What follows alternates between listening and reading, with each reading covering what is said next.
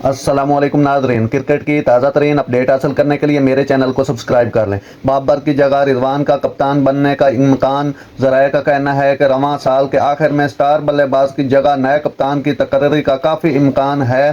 Pakistan cricket team में कप्तानी के बहरान के दरमियान विकेट कीपर बल्लेबाज मोहम्मद रिजवान कप्तानी के लिए सरगर्म दावेदार के तौर पर सामने आए हैं, इब्तदाई तौर पर सिर्फ वाइट बॉल क्रिकेट के लिए। ज़राए ने जियो न्यूज़ को बताया कि बाबर को चैंपियंस वनडे कप में क़यादत का मौका न देना इस बात का इशारा है कि शायद वो ज़्यादा देर तक कौमी स्क्वाड के कप्तान नहीं रहेंगे।